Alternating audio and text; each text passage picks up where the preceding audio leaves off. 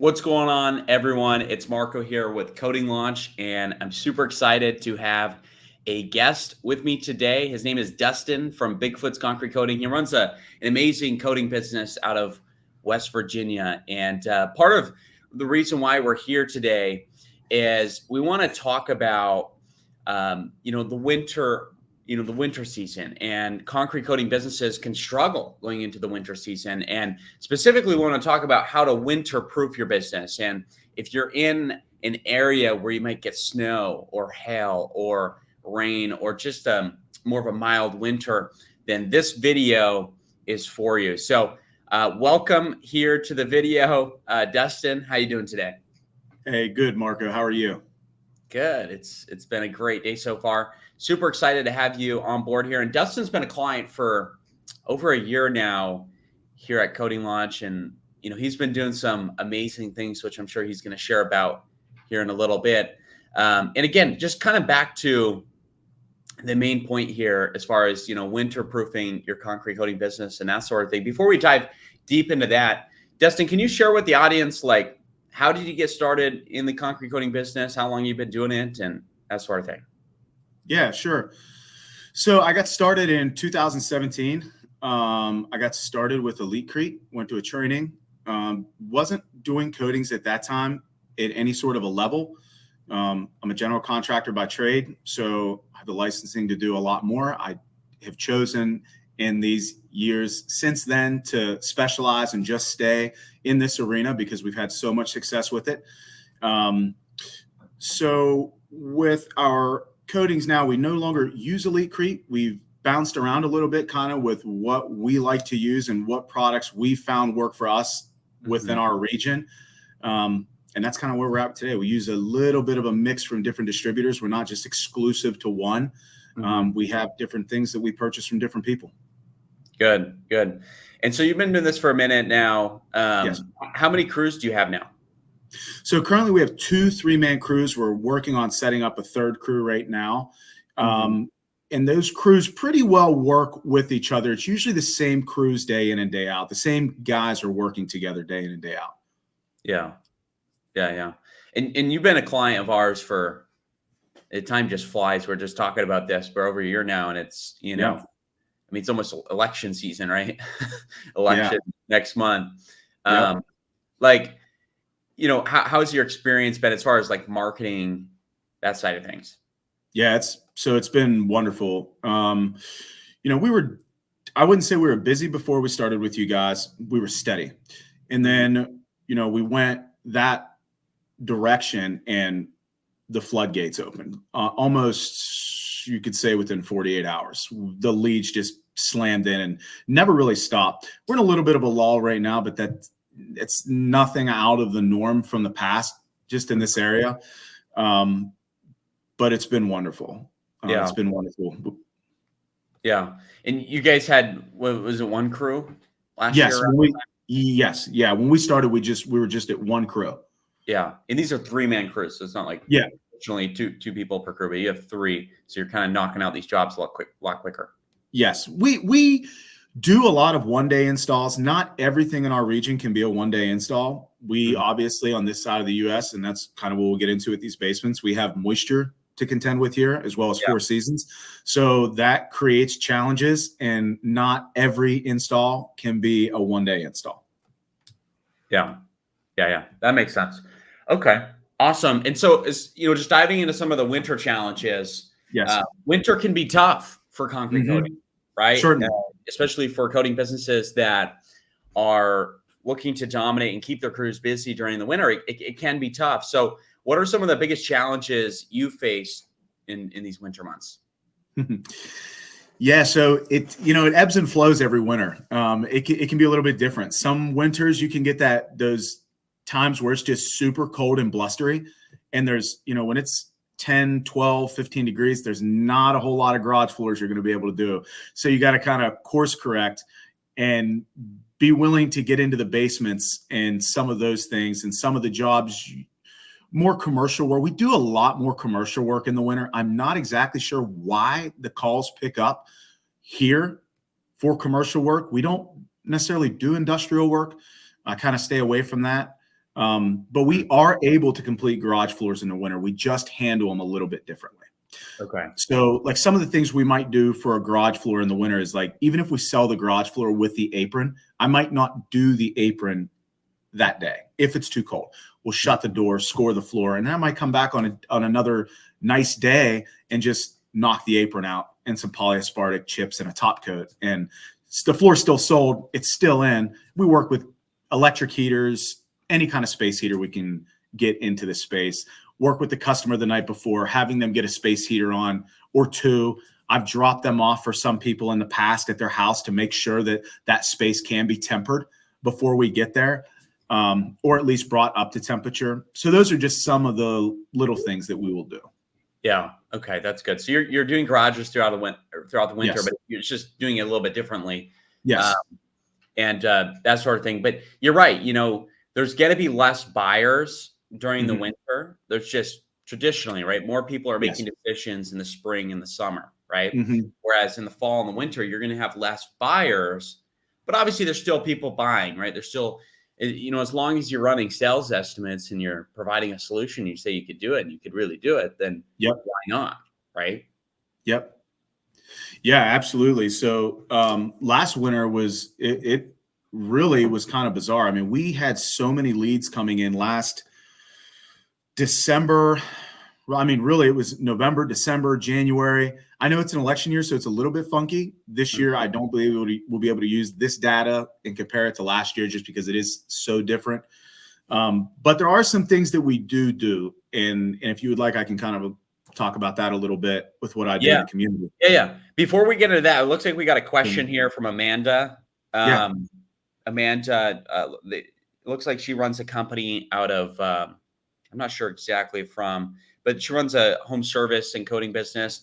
She said, are you recruiting? If so, how? Are you ready to replace or scale back if anyone quits? So I think she's, talking about, if let's say one of your team members, quit or whatever, are you replacing them? Like, are you scaling back your crews? No, we'll replace them immediately. We actually have so we've used Indeed in the past to find a lot of people. We've had a ton of success with Indeed. Indeed's been wonderful for us. And honestly, we find people usually within 24 to 48 hours, pretty quick, get them in for an interview and, and get them hired, get them trained. We do all of our training and things like that in house, but we definitely replace. I don't just leave those crews with two because it's too much. The expectations are too high. We have a pretty high standard here with how we like to work, and I don't want to put too much stress on two guys. Yeah. And also, I mean, you're used to being efficient with three people, knocking the jobs out a lot quicker. I think you had mentioned you guys were winning some bigger jobs too. Like, you could do those bigger jobs so much quicker with an extra hands. Absolutely. Absolutely. But, okay. Awesome. Well, let's dive into the other thing you wanted to talk about as far as the winter there. Yeah. So some of the things that we've done is what's worked really well is in your areas, whatever, the general contractors, and then of course the masonry contractors, your block layers, your concrete finishers, your concrete contractors, your hardscape people, your landscape yards, get to those places and let them know who you are, especially if you're doing exteriors and patios. You can solve a lot of people's problems. And we also bail out a lot of finishers when they have bad finishes, bad pours, whatever it may be. So allowing yourself to get out there and be known by the other contractors. So when they see something that is unique and maybe it's a little above their pay grade or just something they're not interested in at all, you're kind of in the front of their mind as far as like, you could call this person and they could easily solve your problem. So that's something we've done. We do get a lot of referrals from landscape companies and the hardscape people, patio paver people, that type of stuff. And then as well as our decorative people. I have lots of friends that do a lot of stamp work and overlays. We don't touch overlays, not my thing. I don't stamp or pour any concrete, not my thing. But those guys know what we do, and they send us a good bit of work when they see that there's something that we could work together on. So that's been really good for us. Yeah, just developing those relationships with other people that would be aligned and send you work. You're right. Concrete people, decorative concrete people, they'll send you garage, basement jobs if it makes sense. Yeah.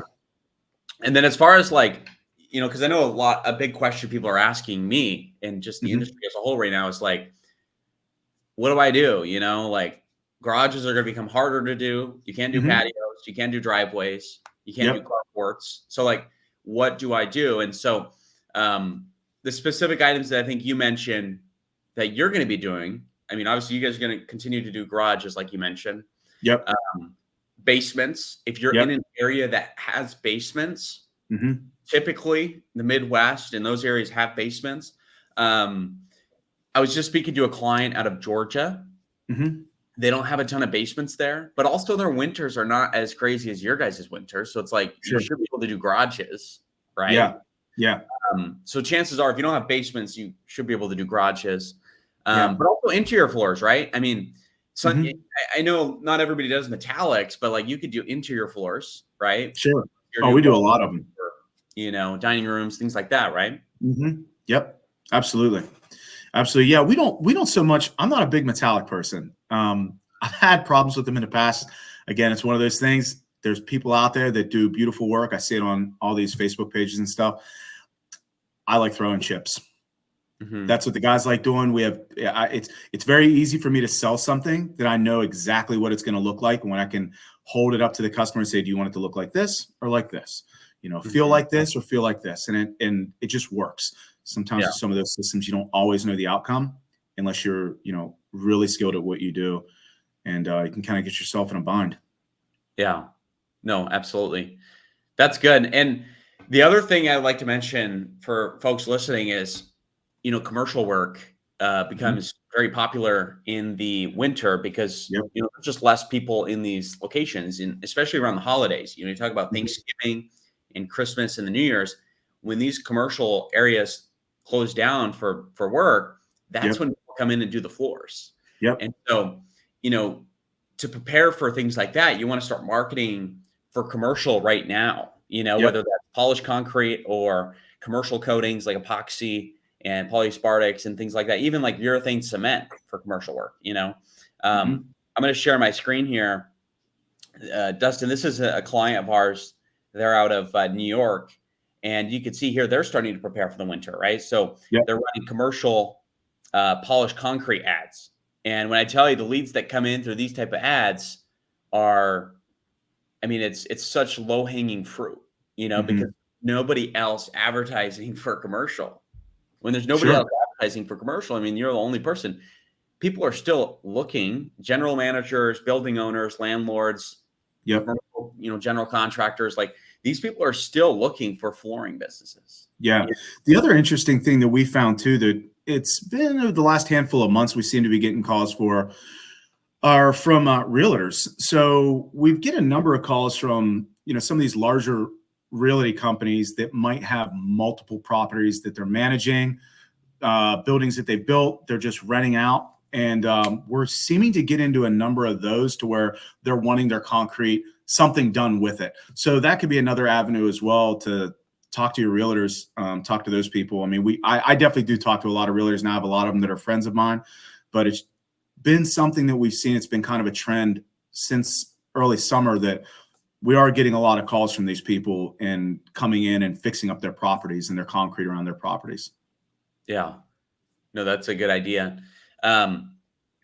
What we're seeing as well is, if I were to share my screen one more time here, this is another one of our partners. They're in Minneapolis, south of Minneapolis, but you could see here, like all of the ads are going to be focused on interior floors. Okay.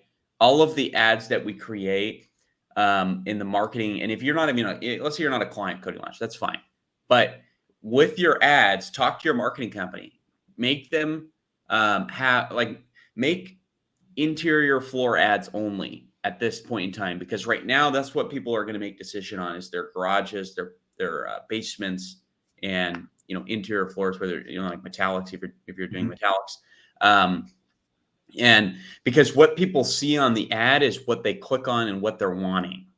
Follow me? And so if you have a picture of a carport or a driveway, just don't run those ads right now if you're expecting snow in the next month or two. Start prepare for the winter time. That's something that we recommend as well. And this is just an example of like your guys' hats, right? So Yep. 1 to 2 to install. I mean, you're a veteran. Durable floor coatings, like this is interior, right? Someone sees this, Yes. they're not going to be looking for a patio right now, Yeah. But the other thing I'll mention as well is I think you had said that you're with multiple different companies. You're looking for advice all the time from different supply and different distribution companies. We're not like super like exclusive to anyone right now as well, but Cimarron is a good option. If you're out there and you're looking for more like technical knowledge, Cimarron has really good reps that you could speak to. I think they have like 13 locations nationwide, so there's plenty of people and staff to be able to talk to. It's always nice to have someone in your corner, whether it's the companies you had mentioned earlier, or Cimarron or whatever company. It's just you want to make sure you get on the phone with someone and talk about the product you're buying, how long it takes to cure, if you can change the cure time for the winter, right? Sure. That way, summer cure times and winter cure times are different, and so you might switch up your product depending on where you're at. Yeah. And again, just having somebody in your corner from a technical knowledge will be super helpful, unless you know how to do all of that yourself. Yeah. But that's super important. One of the things I wanted to ask you, Dustin, as well, is like from a marketing standpoint, other than stuff we mentioned here, what are you doing to prepare? Because it will get harder. It's going to take more inquiries in the winter. Right. Your crew's the same busy than it is in the summer. Mm-hmm. So what are you doing to prepare for that? Yeah, so we try to stay booked out. There's a point in time over the summer we were about 12 weeks booked out most of the summer. We've closed that up some. It's like I said, it's slowed off a little bit lately. But again, like kind of what you said, we wouldn't begin to put any emphasis into showing people patios and sidewalks and steps and those things right now. It's just not going to happen. So we're going to be showing people garages, basements, what our capabilities are, what a moisture system is, maybe kind of like if everybody knows what like an explosion diagram is, but like Torganol and a lot of your chemical manufacturer have it where it'll show like the substrate, the primer, the mid coat, your chips, and your top coat. Maybe putting that type of stuff in your post to allowing people to understand like what the difference is between a basement system and a garage floor if you're just running a one-day system. Why a moisture coat is important in a basement or something like that. Just those little bits of tidbit and data that we will put out online. And then, it seems to work pretty well with what we've done in years past. And, we're just going to keep hammering it out this year and, not backing off of what we've done in the past and just trying to learn more for even next year. Yeah. Yeah, exactly. The guys that have done this for many years obviously know what to do. They just use their intuition, do it again. There was a question here in the comments. Looks like one question: how can I get more clients just starting my company? I do epoxy in garages. I live in Atlanta, Georgia. So, Atlanta's pretty mild, right? What do you think there? So what I would do right off the rip is I would absolutely, like I was saying earlier, going to meeting your concrete or your hardscape contractors. And by hardscape, I mean those people that do paver patios, driveways, sidewalks. Once those people know who you are and know that you're not a hack and know that you're capable of completing the work, they're going to begin to aid in sending you work. That costs nothing. Obviously Facebook content works really, really well. Lots of pictures, lots of content. That type of stuff works really, really well.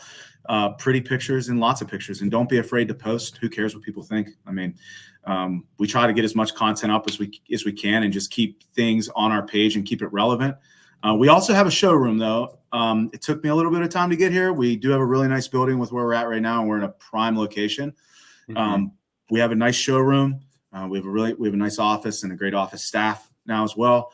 So that has really helped us out. We brand up pretty strong. Learned a lot of that from you, Marco, and the videos and things that you had us watch in the early days, kind of when we first started. But those are just some of the tactics that I could recommend that would be like a cheap down and dirty. So introducing yourself to the contractors in your area, maybe even getting involved with a chamber. Sometimes that can cost money getting into a chamber if you're just starting, but going to a lot of the events and things they'll put on, that costs nothing. Introducing yourself to people, that costs nothing. And putting yourself out there on Facebook, that doesn't cost anything either. Yeah. Those are all things I heard that are free. Exactly. Like you could start that today. Driving over to the right place or doing the right thing on Facebook for free. Yep. That's literally exactly how what I did when I knew we needed to get busy. That's what we did. Yeah, exactly. And sometimes that's best, right? If you're starting out, that's what you have to do. You kind of need to do what you have to do. If you have the investment, obviously, Facebook ads could work really well for you as long as you do it right. Yep. I wouldn't recommend just like boosting random posts without any sort of call to action or any sort of like direction on it. But I've seen success with people doing things like that too. I mean, they could, let's say they don't have enough investment for a marketing agency, then they could boost, but make sure you have, the right call to action in direction on the ads, and that can help you win a job or two, right? Yeah, no doubt. And I think the other thing too, I talk to a lot of guys, and people ask, well, how do we get the level of work that we get, or what does we do? The other thing we do is we answer the phone. I run into so many people that tell me they called company A, B, or C, and no one picked up the phone. No one showed up for an estimate. All those things that seem very basic, they get missed often. And we try to make sure that with what we do here, we do things different than I want to be different than all the other contractors in this area, not just the coating contractors, all the others. We want to operate differently, operate with a high level of customer care and satisfaction. We do rely heavily on reviews. I believe they're worth a lot. Yeah. Maybe more than most other things. They're worth a lot. So yeah, we keep our guys nice and clean. We actually just got uniforms. They just got into them this week. So that, I just didn't want to destroy all their own stuff. And they look really nice when they come out now to everybody's house. Everyone's wearing the same thing. The customer knows who the person is because their name tag is attached to the shirt. So again, it's just, kind of brand on brand is what I like to try to do. Awesome. Yeah, that's amazing. The last thing I want to ask you before we jump off of this is, if you were to start over all over again, like start the coating business all over again, what would you do differently, or what would you say to that person who, is in those shoes? Yeah, if I was to start over and do it all over again with, it's not as scary as it seems. I think the biggest thing is making sure you're doing quality work, right place, right time, right uniform type of thing. Answer the phone. The calls will keep coming as long as you keep answering the phone and do good work and do what you say you're going to do. If you screw jobs up, which you're going to, it's going to happen. My guys screw things up. It happens. Fix them. If you're offering a warranty, make sure you are taking care of your warranties. You don't want people to follow through on it. Bad things online. All that stuff could happen. But yeah, if I was starting over day one, week one again, I would definitely, equipment is great. You don't need to have the biggest, baddest stuff right off the rip. There's lots of companies out there. You can get great grinders for, a fraction of what some of these others are. That'll at least get you into where you need to be. Yeah. And ally yourself with people that know what they're talking about. Not all these. I talk to a lot of reps out there. There's a lot of chemical pushers out there. And they call into the office often and want to have meetings with me. There's a lot of them that just push chemicals. So definitely ally yourself with someone like you said, Marco, with Cimarron. You hooked me up with them a few weeks back. I think we're going to try to get together next week. Those guys definitely know. They know their sauce. Yeah. Okay. Awesome. Well, you heard it from the king of coatings in West Virginia, and that's what I'm going to start calling you from now on out. I like it. I got to send you some merch. I'll send you the Swatch. Yeah, exactly. Awesome business name, by the way. Put in the comments if you guys like Bigfoots Concrete Coating, the name. Yep. Put in the comments. It's an awesome name. Well, anyways, we appreciate you having you on here, Dustin. Yep. Appreciate Thanks, your time Marco. and energy. You didn't have to do this, and we'll talk to everybody soon. Yep.